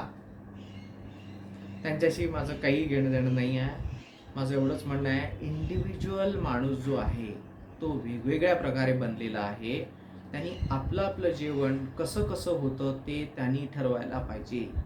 काही थोकताळमान रूल डेफिनेटली आहे, पण असे रूल नाही आहे. नो डाऊट अबाउट इट की आपण जेव्हा शेतकरी होतो त्यावेळेस सकाळी भरपूर जेवायचो, दिवसभर काम करायचो, ज्यानी काही इन्सुलिन तयार होतं आपल्या बॉडीमध्ये ते खायचो नाही आणि डायरेक्ट रात्री जेवायचो.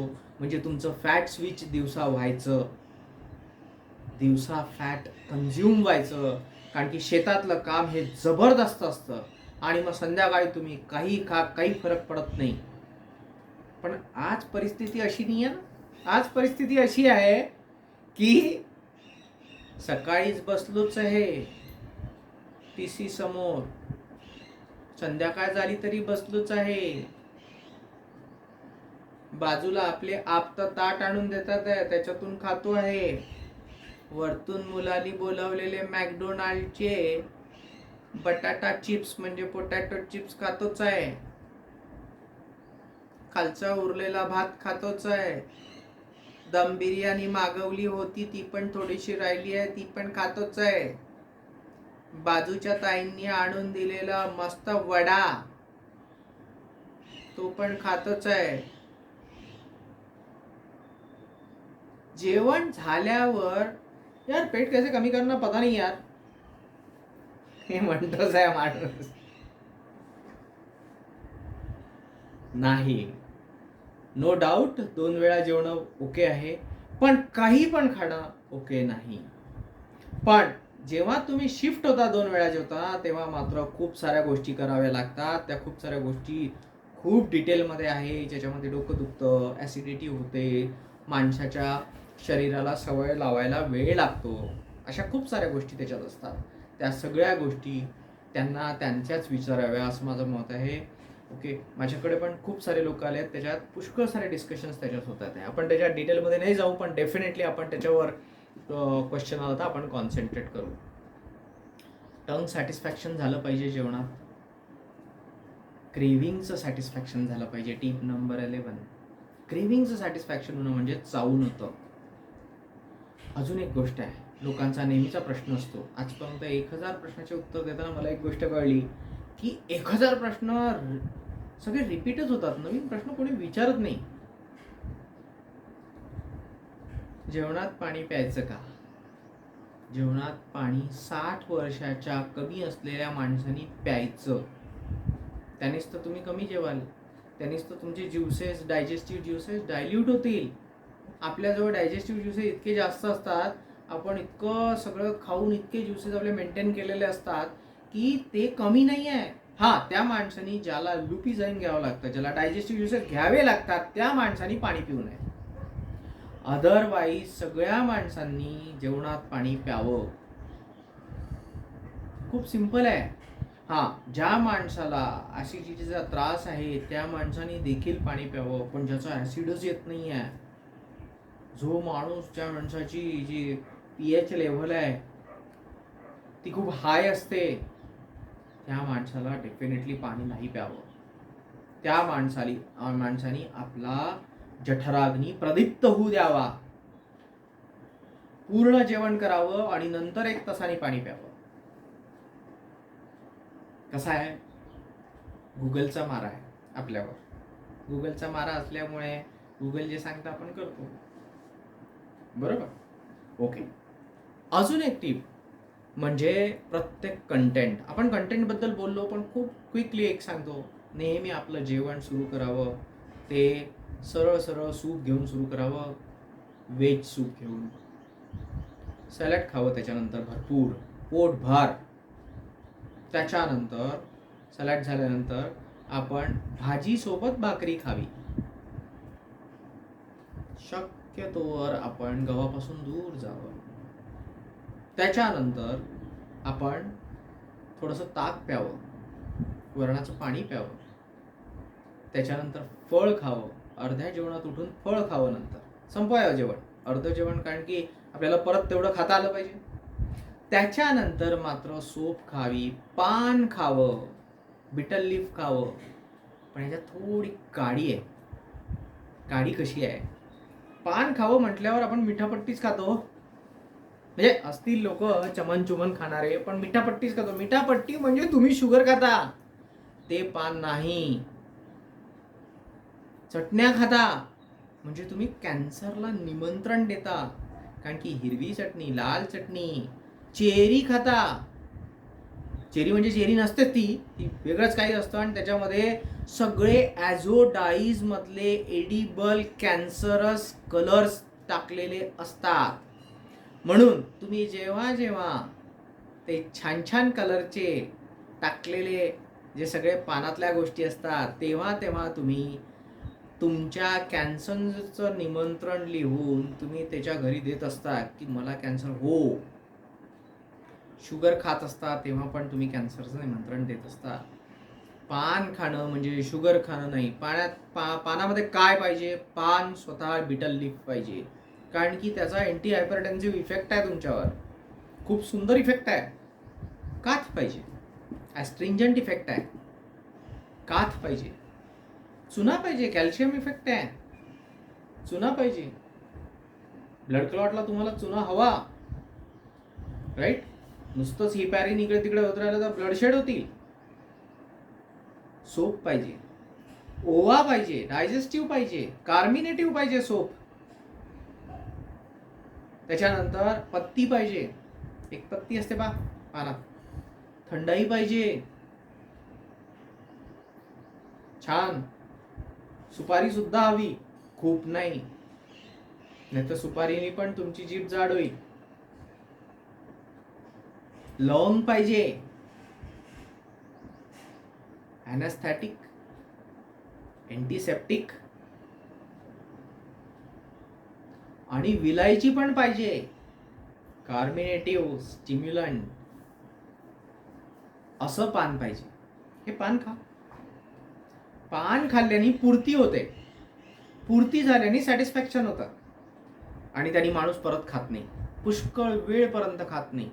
ओके, हे झालं डाएट बद्दल.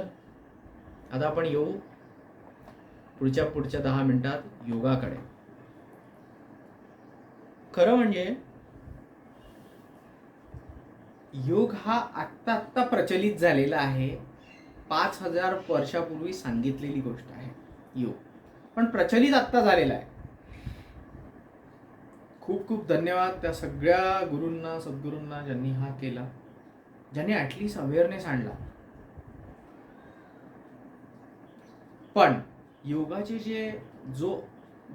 जे अष्टांग आहे त्यातला फक्त एकच अंग प्रचलित आहे, तो म्हणजे आसन. पण योग कसा आहे? अष्टांग आहे.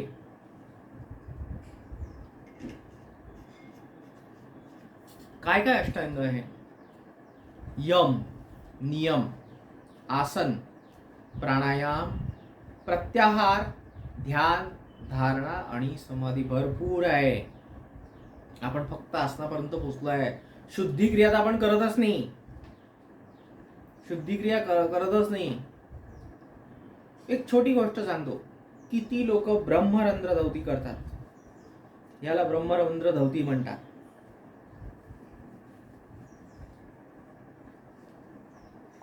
शुद्धिक्रिया, त्याच्यानंतर यम आहेत, त्याच्यानंतर नियम आहेत. यम असे आहेत जे सोसायटीसाठी करायचे आहेत. नियम असं आहे जे स्वतःसाठी करायचे. शौच, समाधान, संतोष. त्याच्यानंतर यम, नियम, आसन. आसन त्याच्यानंतरच आहे. ओके, आसनामध्ये पण सगळे अर्ध्यापेक्षा जास्त लोक जिम मध्ये जातात. माझी एक रिक्वेस्ट आहे की कोणीही कोणतंही इन्स्ट्रुमेंट यूज करावे नाही. 3 इन्स्ट्रुमेंट जीवनात यूज करावे. ते 3 इन्स्ट्रुमेंट सुद्धा पंचमहाभूतातले इन्स्ट्रुमेंट आहे. कोणते? वायू, जमीन आणि पाणी. बस. मग तुम्ही नेती करावी. तुम्ही पाहिलंच असेल, नेती करणाऱ्यांना नाकाचे आणि घशाचे, थ्रोटचे इन्फेक्शन फार कमी होतात. फार कमी होतात. जे लोक भस्त्रिका करतात त्यांना तर नेती करून भस्त्रिका केल्यावर तर जवळजवळ होतच नाही. होतच नाही. ओके, सो नेती धवती बसती तथा नेती नवलिकम त्राटकम तथा, हे जर केले तर शुद्धिक्रिया आपोआपच होतात. आसनं, परत आसनांमध्ये लिमिटेशन्स आहे की उभे असणं, बैठे असणं, आकाशाकडे पाहून असणं, पालथे असणं. ओके, आणि त्याच्यातही अजून प्रकार आहेत की बॅलन्सिंग आसन, ओके, किंवा आसन जे स्ट्रेंथचे आसन आहेत. आणि त्याच्यानंतर येतात काही आसनं ज्यांच्यामध्ये तुमच्या फुफ्फुसाचा भाग मोठा होतो, तर ती आसनं, खूप सारे आसन आहेत. ओके, ॲक्च्युली असं सांगितलं गेलं आहे की नंबर ऑफ आसन हे 84 लाख आहे, कारण की 84 लाख योनी आहे. प्रत्येक ऑर्गॅनिझमला एक आसन ॲट्रिब्यूट केलेलं आहे. तर आसनं करणं, आसन, प्राणायाम जेव्हा आपण करतो तेव्हा जरुरी नाही, आपण जे करतो आपल्याला जे प्रचलित आहे ते क्रिया प्रचलित आहे. सकुंभक प्राणायाम केला पाहिजे, पण सकुंभक प्राणायामाला चांगले आसनं असले पाहिजे, आसनांची जोड चांगली असली पाहिजे. साधारणतः असं म्हणतात की जोपर्यंत तुम्ही 25 मिनिटं पद्मासन घालत नाही तोपर्यंत तुम्ही सकुंभक प्राणायाम करू नये, नाही तर पाठ दुखते. खूप जास्त प्राणायामामध्ये हायपॉक्झिया निर्माण होतो. ओके, आणि कोलॉनमधनं सगळ्यात जास्त वॉटर ॲब्सॉर्ब होते. As A result of it मग तुम्हाला कॉन्स्टिपेशन होऊ शकतं. तर कॉन्स्टिपेशन हे करायला तुम्हाला तूप खावं लागतं. खूप सारे, हा खूप मोठा सखल विषय आहे, पण काहीतरी केलं पाहिजे. आपण इथपर्यंत येऊ की काहीतरी केलं पाहिजे. रोज काहीतरी फिजिकल केलं पाहिजे, 20 ते 25 मिनटं. मग ते धावणं असो, मग ते स्विमिंग असो, मग चालणं असो, किंवा जस्ट उड्या मारणं असो, जर गुडघे व्यवस्थित असतील तर. काहीतरी केलं पाहिजे. एवढं जरी आपण केलं तरी खूप होतं. प्रत्याहार म्हणजे इंटरनलाइज अवर ऑर्गन्स. आपल्याला कसं असतं, जसं जीभ हा एक ऑर्गन आहे, उचलली जीभ लावली टाळूला, एकदा रोखून पहा, एकदा चांगलं बोलून पहा. सिमिलरली जेव्हा आपण आपल्या जिभेला जेव्हा चटक लागते एखाद्या गोष्टीची खायची, ती जेव्हा आपण अंतर्मुख करतो त्यावेळेला त्याला प्रत्याहार म्हणतात. हा एक क्रियायोगाचाही पार्ट आहे. तर प्रत्याहार करणं म्हणजे internalising your sense organs like tortoise. जसा टॉर्टॉईज आपले स्वतःच्या आतमध्ये अंग खिचून घेतो, तसं आपण अंग खिचून घेतले आणि त्याला शांत ठेवलं, दॅट इज प्रत्याहार. ध्यान, धारणा, समाधी ही जी गोष्ट आहे, ही मग पुढची गोष्ट आहे. जेव्हा तुमचं शरीर बिलकुल स्लिम होऊन जातं, जेव्हा शरीराला वाक येतो, जेव्हा शरीराला कॅपॅसिटी येते, ध्यान म्हणजे केंद्रित करू शकता, तेव्हा मग त्राटक करून तुम्ही आपलं ध्यान केंद्रित करून शांत होणं. पण शांत होणं याचा अर्थ असा नाही की मोठं पोट घेऊन हमकन बसून आणि ध्यान करत बसले बाबाजी. नो.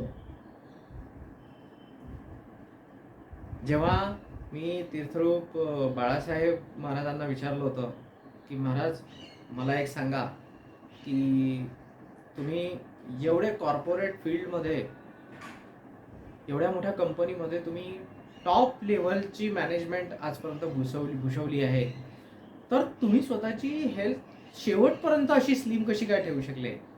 तेव्हा त्यांनी मला सांगितलं, हे पहा रघु, तुला मी सांगतो, हे जेव्हा आपण योगा करतो, जेव्हा जप करतो, तेव्हा हे पण करतो की ज्या मुखातून आपण तो जप करतो आहे त्या जिभेला तुम्हाला काय लागतं त्याच्यावर डिपेंड आहे. तू योग कर, तुला कळेल की त्या जिभेला काय लागतं, त्याच्यावर तुमचा जप डिपेंड आहे. ओके, त्या जिभेनी काय उच्चारलं जातं त्याच्यावर तुमचा जप डिपेंड आहे. आणि जेव्हा योगा करतो तेव्हा डेफिनेटली खाणं पण आपलं तसंच असतं. मग नाही का आपल्याला स्लिम बॉडी मेंटेन होणार. शेवटपर्यंत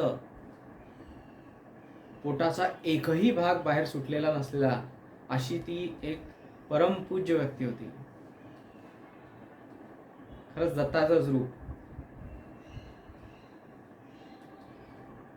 तर आपण प्रत्याहार, ध्यान, धारणा आणि समाधी ध्यानधारणा आणि समाधी आपण सध्या याच्यात नाही कन्सिडर करू, कारण की तो भाग असा होतो की ज्याच्यामध्ये भरपूर गोष्टी येत असतात.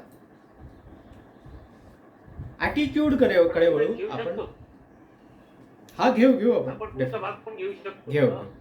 ॲटिट्यूड कडे वळू आपण एकदा, आणि मग क्वेश्चन आन्सर कडे जाऊ, आणि त्याच्यात आपण कव्हर करू डेफिनेटली. ॲटिट्यूडमध्ये सगळ्यात पहिली गोष्ट असते की मला इमिजिएट इफेक्ट मिळाला पाहिजे. अरे भाऊ, तू कोणत्या तोपचंद लागून गेला राघवेंद्र पाटील? इमिजिएटनी काहीच होत नाही राजू भाऊ, बहुत मेहनत करावी लागते. इमिजिएट नाही होत, आणि ज्या गोष्टी इमिजिएटली मिळतात त्यांना काही अर्थ नसतो. क्लोफायब्रेट नावाचा एक ड्रग आहे, आमच्या फार्मसीला होतं जेव्हा मी ग्रॅज्युएशनला होतो. It stops the absorption of फॅटचं ॲब्सॉर्प्शन स्टॉप करून देतो. अशा कितीतरी ड्रग होमिओपॅथीमध्ये आहे जे सांगत नाही, कारण की लोक ते घ्यायला सुरुवात करतील. त्याच्यामुळे तुमचं ॲब्सॉर्प्शन बंद होतं. पण ॲब्सॉर्प्शन बंद झालं, तुम्ही बॉडीची मेटाबॉलिक प्रोसेस डिस्टर्ब करता आहात.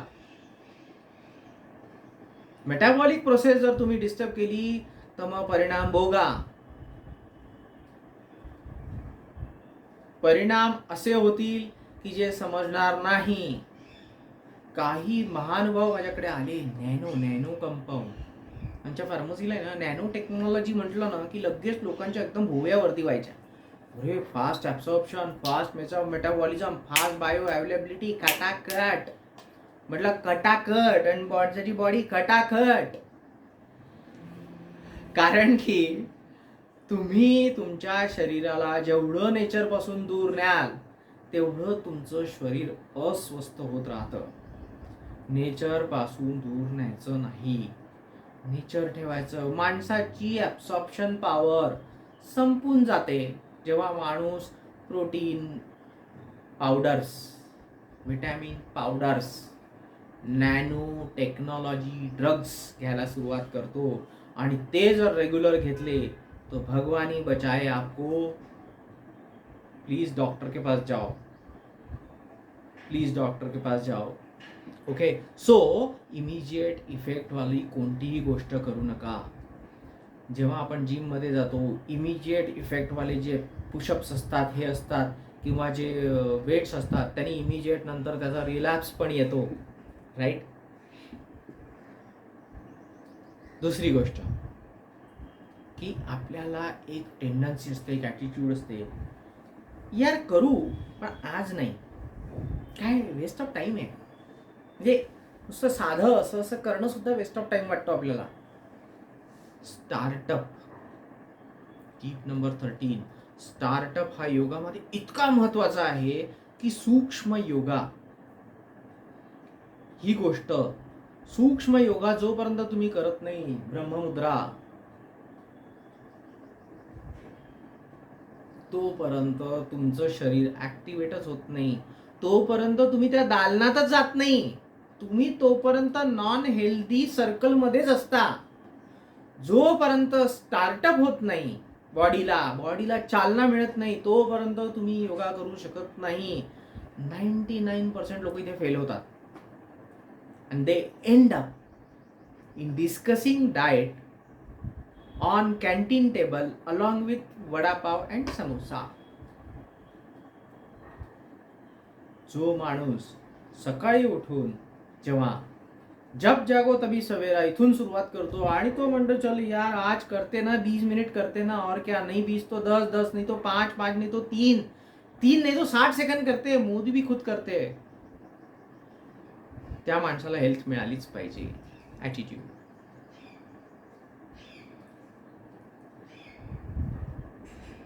ज्या माणसाला सेन्स असायला पाहिजे, आपल्याला सेन्स हळूहळू चालले जातात. विकनेस आणि स्ट्रेंथचे हे माहिती असायला पाहिजे.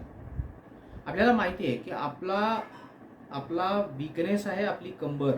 आपण चक्रासन करू शकत नाही, थांबून जा. बंडूभाऊ करू शकतो, नाही बंडूभाऊ करा तुम्ही, मी मात्र सिंपल कंदरासन करील. माझी ॲटिट्यूड, मी माझी जेवढी होती बाबा तेवढंच करील.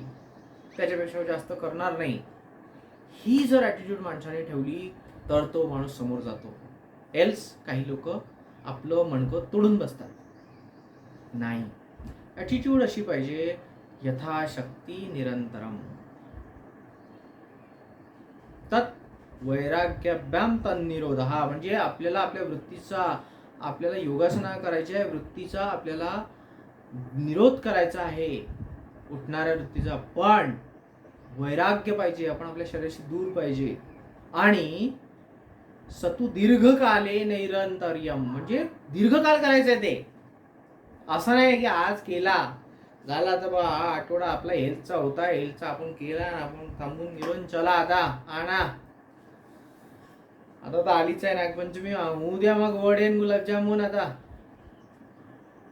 सतु दीर्घकाले नैरंतर्यम हे लागलेलं आहे, हे शेवटपर्यंत लागलेलं आहे. हे निघणार नाही, हे करावं लागणार आहे, तरच आपलं प्राण शेवटपर्यंत राहील. सो ॲटिट्यूड अशी पाहिजे की हा पार्ट आहे आपला, हा पार्ट आहे. एक अजून एक गोष्ट असते, गडबड. एक गडू आहे यार, क्या है मैं किया जरूर, हे हिंदीमध्ये असतं, हिंदीमध्ये मैं किया जरूर लेकिन हुआ नहीं यार, मेरा वेट नहीं कम. राजू भाऊ, तू काय खाल्लं, तू एनर्जी कॅल्क्युलेट केल्या, तू एक्सपेंडिचर किती केलं? अरे बाबा, 7,000 किलो कॅलरी जाळाव्या लागतात 1 किलो वजन कमी करायला. बंडू दादा असा आहे, इथपर्यंत येतो.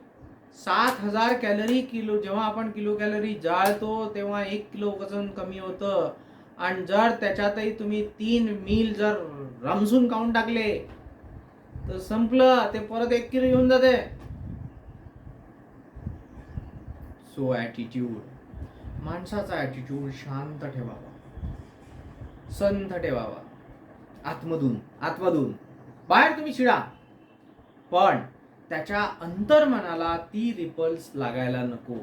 बाहेर तुम्ही किती ऍक्टिंग करा चिडण्याची, बाहेर तुम्ही डिस्टर्ब होण्याची, पण आतमध्ये अंतर्मन शांत. सो ओम शांती शांती शांती. ओम शांती.